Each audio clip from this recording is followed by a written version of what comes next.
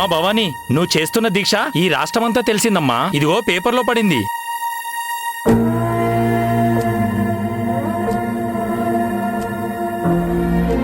భవానీ, మనం చేస్తున్న దీక్ష గురించి అందరికీ తెలిసిందమ్మా. ఈ సర్కారు మన బాధను ఎలాగో పట్టించుకోవట్లేదు నాన్న. కనీసం ఇలా అయినా మన గోడు రాష్ట్ర ప్రజలకి తెలుస్తోంది. అమ్మా భవానీ, నువ్వే గనక మాతో లేకపోతే ఆ సర్కారోళ్ళు ఈ పాటికి మా భూములు లాక్కొని మమ్మల్ని రోడ్డు మీదకి ఈడ్చేసేవాళ్ళు. ఏ జన్మలో ఏ పుణ్యం చేసుకున్నామో ఆ అమ్మోరు తల్లి వరంలా మాకిచ్చిందమ్మా. మా భూములతో పాటు ఆ అమ్మోరు మాన్యాన్ని కూడా కాపాడుతున్నావు చూడు. ఏమిచ్చి నీ రుణం తీర్చుకోవాలమ్మా? అయ్యో బాబాయ్, అవే మాటలు. ఇది మన భూమి, మనమే కాపాడుకోవాలి.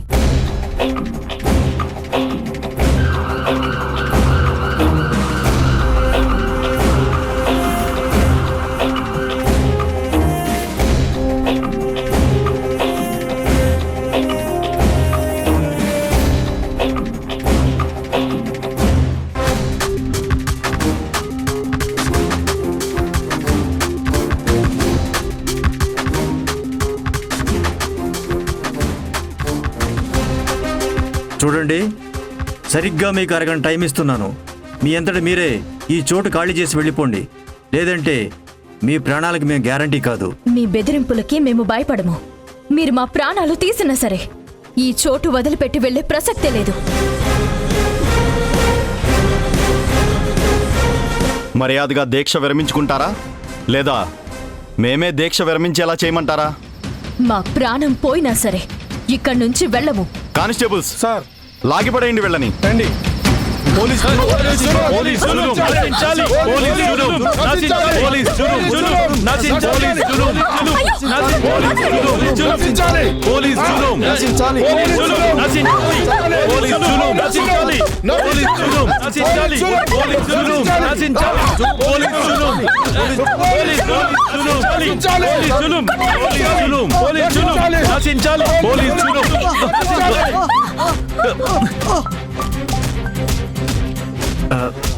నమస్తే సార్.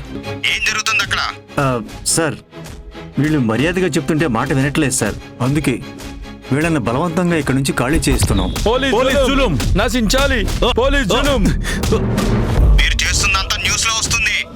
స్టేట్ అంతా హాట్ టాపిక్ అయింది. ప్రభుత్వం జీవోని రద్దు చేసింది. వెంటనే మీరు అక్కడ నుంచి తిరిగి వచ్చేయండి. అలాగే సార్. ఆపండి, ఆపండి, ఆగండి.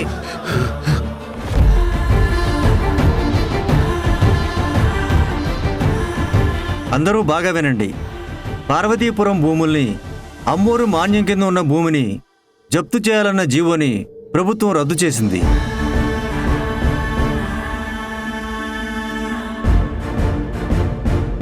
ఇప్పుడే కలెక్టర్ గారు ఫోన్ చేశారు. ఇక నుంచి ఆ భూములు మీవే. అమ్మోరు మాన్యం కూడా అమ్మోరికే సొంతం.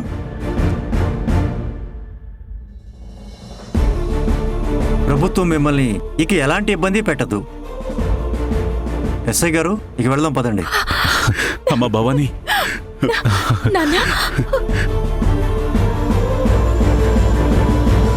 అమ్మా భవానీ, నీ రక్తం ధారపోసి ప్రాణాలకు తెగించి మరీ మా భూముల్ని కాపాడావు. ఇక మన భూములు మనవే బాబాయ్. ఏ సర్కారు మన భూముల్ని లాక్కోలేదు. గీత, ఒకసారి ఫోన్ ఇవ్వు. హలో భవానీ. రాహుల్ బాబు వెళ్ళిపోయారు. రాహుల్ బాబు, ఆ సర్కారోళ్ళు ఏమీ చేయలేక ఓడిపోయి తిరిగి వెళ్ళిపోయారు. ఒక్క అడుగు భూమి కూడా వాళ్ళని తీసుకెళ్ళనివ్వలేదు. భవానీ, ప్రాణాలకు తెగించి మరి నువ్వు ఊరి కోసం, అమ్మోరి గుడి మాన్యం కోసం ఎంతగానో పోరాటం చేశావు. ఏదేమైనా మన ఊరు, అమ్మోరి గుడి మాన్యం ఎక్కడికి పోలేదు రాహుల్ బాబు. ఎప్పట్లానే అన్నీ మనతోనే ఉంటాయి. నాకు చాలా హ్యాపీగా ఉంది భవానీ. నీలాంటి ధైర్యం ఉన్న మొండి అమ్మాయి ఉంటే ఇలాంటి దీక్షలేంటి? ఎన్ని యుద్ధాలైనా ఈజీగా గెలవచ్చు భవానీ. కానీ నువ్వు జాగ్రత్త.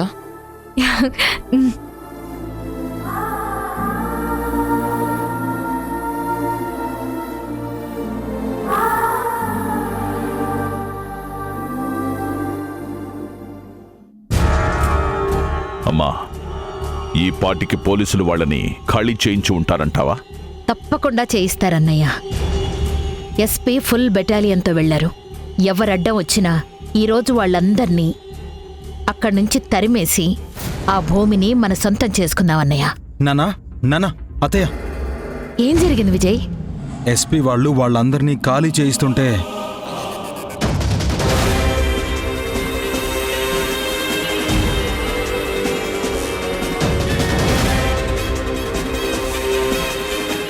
చివరికి కలెక్టర్ ఆర్డర్స్ వచ్చి గవర్నమెంట్ జీవోని రద్దు చేసిందని వెళ్ళిపోయారు.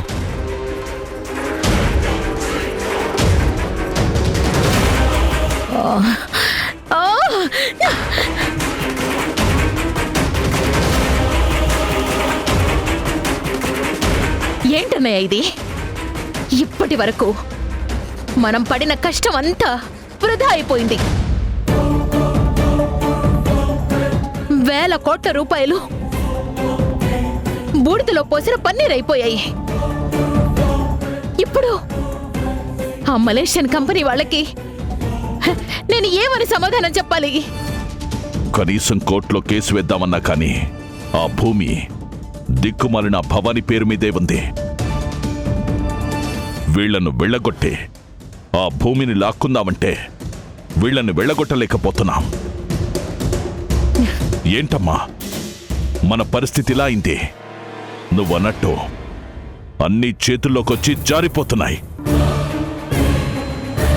అవి జారట్లేదు నాన్న, ఆ భవానీయే జారేలా చేస్తుంది. దానివల్లే ఇదంతా జరిగింది. అది లేకపోతే ఈ పాటికి ఎప్పుడూ ఆ భూమి మన సొంతమైపోయి ఉండేది.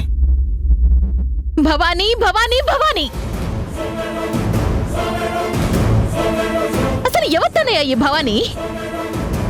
నా రాజకీయ వయస్సంత లేని ఒక చిన్న పిల్ల నా కలల్ని నాశనం చేస్తోంది.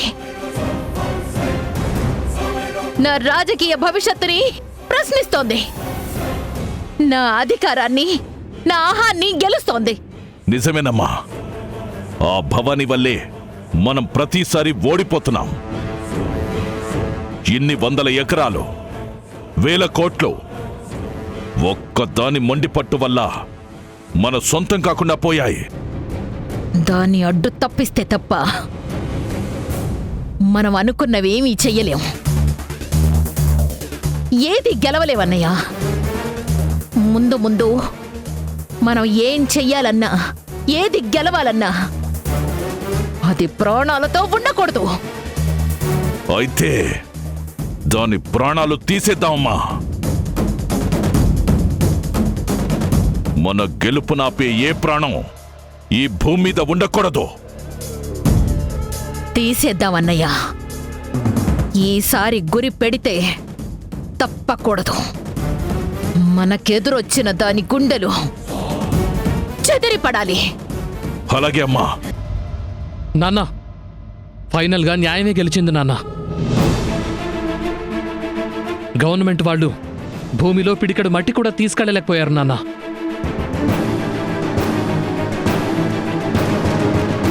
అత్తయ్య, ఊరికి మంచి జరగాలని మీరు పడ్డ కష్టం వృధా పోలేదు. గవర్నమెంట్ వాళ్ళు కంప్లీట్గా వాకౌట్ చేసి వెళ్ళిపోయారు అత్తయ్య.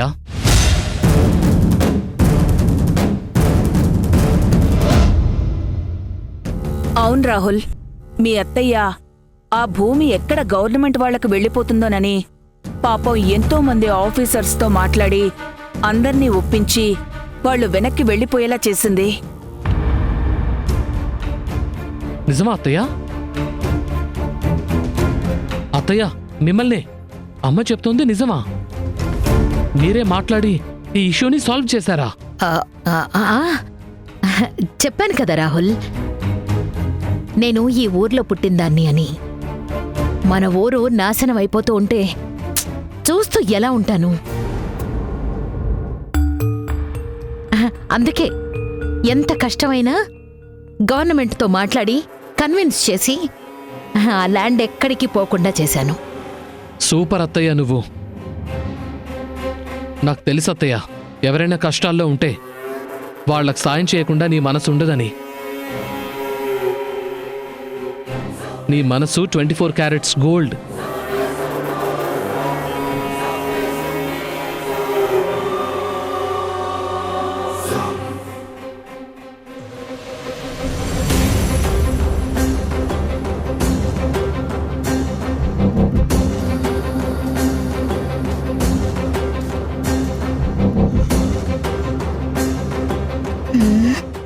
ఎందుకు నేను ఏం మంత్రాలు చేసినా అనుకున్నట్టు అవ్వట్లేదు?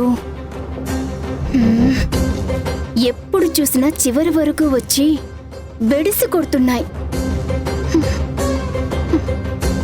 అంతా బానే ఉంది కానీ ఎక్కడో ఏదో తప్పు చేస్తున్నా.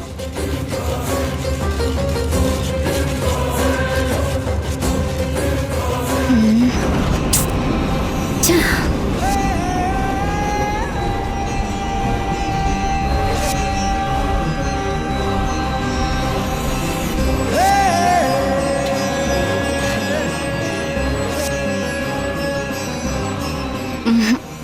వదలకూడదు. ఎలా అయినా ఈ మాయలు మంత్రాలు నేర్చుకోవాలి. నేర్చుకొని ఆ భవానీని చిత్రహింసలు పెడుతూ ఆనందపడాలి.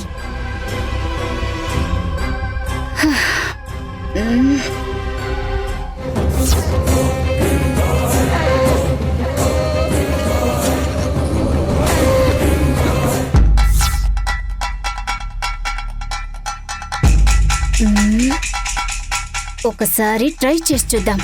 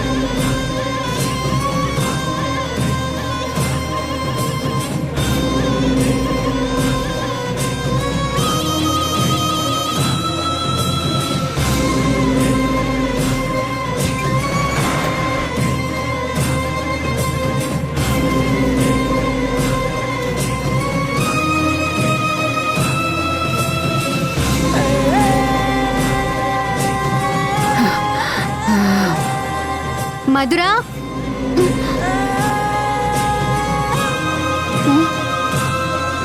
మధురా,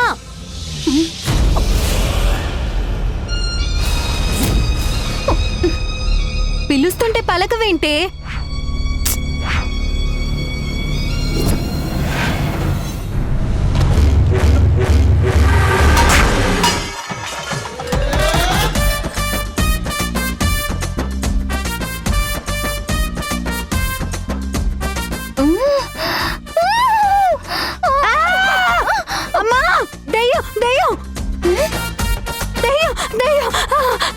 అమ్మా మధురా, ఏంటమ్మా ఈ అవతారం?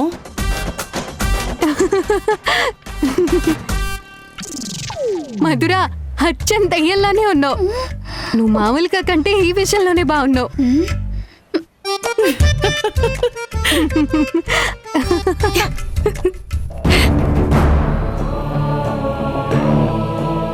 ఏ భవానీ, ఎందుకే నవ్వుతున్నావు?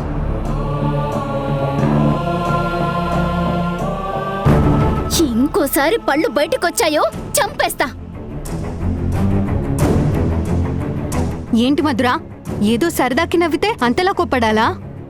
సరదాకైనా సరే నా విషయంలో అది నవ్వకూడదు. నవ్వితే తప్పేంటి మధురా? ఆ మాటకొస్తే నిన్ను చూసి భవానీ కంటే ఎక్కువగా అమ్మ నేనే నవ్వాం. మరి మా మీద కోపం రాకుండా భవానీ మీద ఎందుకు నీ కోపం వస్తోంది?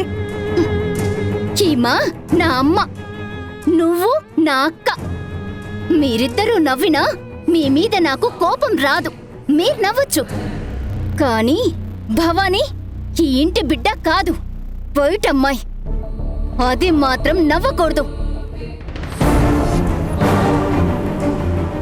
ఏ మధురా, ఊరుకుంటుంటే నీ మాటలు హద్దులు దాటుతున్నాయి. ఇంకోసారి ఇలా పిచ్చి పిచ్చిగా మాట్లాడావో నీ చెంప మీద 5 వేళ్లు ముద్రలుంటాయి.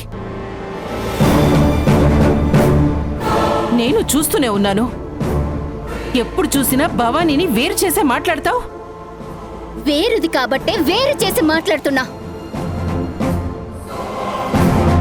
అదెక్కడో బయట దొరికితే ఇంటికి తీసుకొచ్చారు. భవానీ ఎప్పటికీ ఈ ఇంటికి భారమే తప్ప ఈ ఇంటి బిడ్డ కాదు. తను ఈ ఇంటి బిడ్డ కాకుంటే నువ్వు కూడా ఈ ఇంటి బిడ్డ.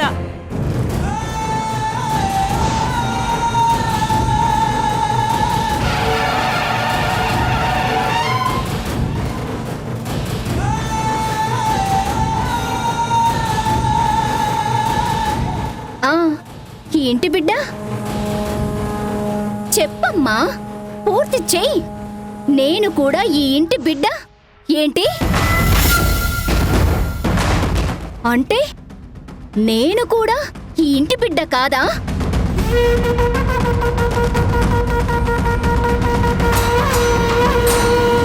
నన్ను కూడా బయట నుంచే తెచ్చారా? నీ కడుపులో నేను పుట్టలేదా? నేను నీ సొంత కూతుర్ని కాదా? ఇలాంటి పాపిష్టి కూతురు మీకు అక్కర్లేదు కదా?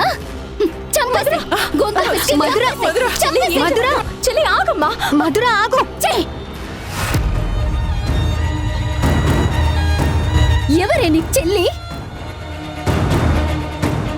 నువ్వు నన్నలా పిలుస్తుంటే నా ఒళ్ళంతా తేళ్ళు జర్రులు పాకినట్టుంది.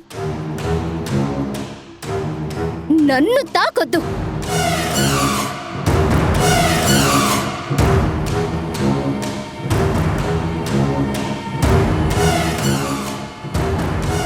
మధురా, అసలు నువ్వు ఒక్కదానివే గదిలో ఏం చేస్తున్నావు?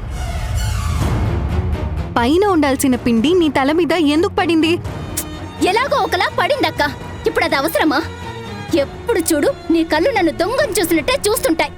ఏదో నీ తాతల ఆస్తంతా నేను దోచేస్తున్నట్టు ఒకటే ప్రశ్నలు. చెల్లి, మధురా, పోనీ మొహమైనా కడుగుతానుండమ్మా. నా చేతులు పోయి నేను కుంటిదాన్నైపోయినా నీ సాయం మాత్రం తీసుకోను. ఏయ్ మధురా,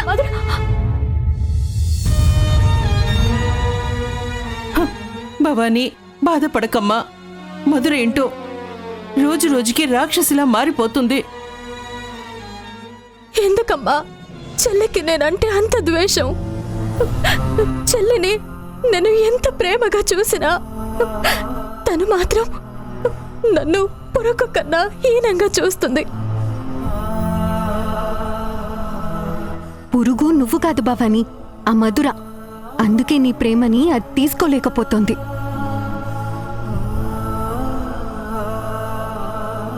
అవునమ్మా, నువ్వు దాని గురించి ఎక్కువగా ఆలోచించి మనసు పాడు చేసుకోకు.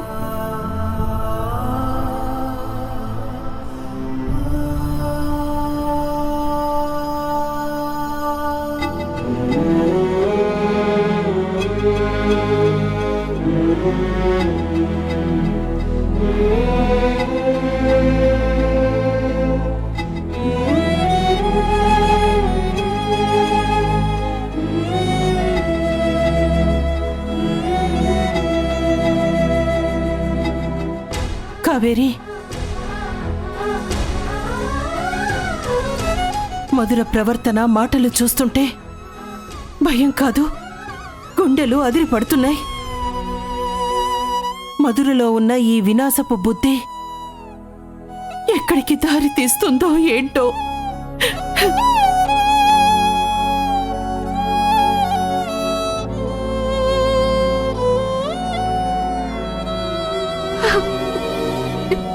భవానీ, ఏడవకు భవానీ.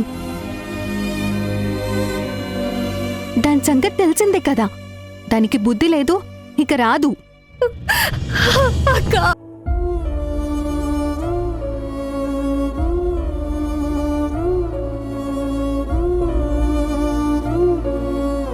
ఊరుకో భవానీ, దాని మాటలు పట్టించుకోకని చెప్తున్నానా?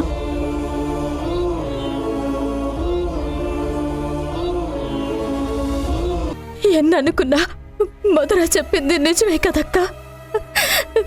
నేను అనాథనే కదా భవానీ. నన్ను కన్న తల్లెవరో తెలీదు, తండ్రి ఎవరో తెలీదు, అసలు నాకు నేనెవరో కూడా తెలీదు.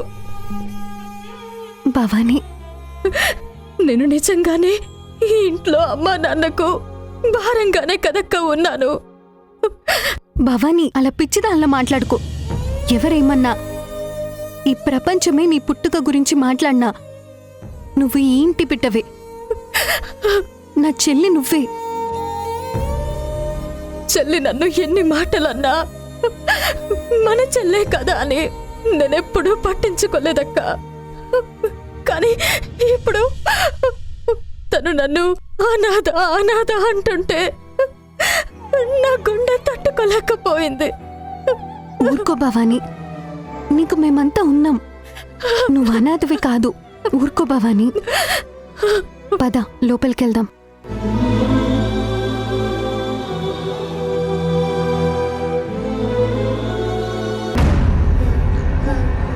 నా పగ తీర్చుకునే ఉపాయం చెప్పండి కాత్రా.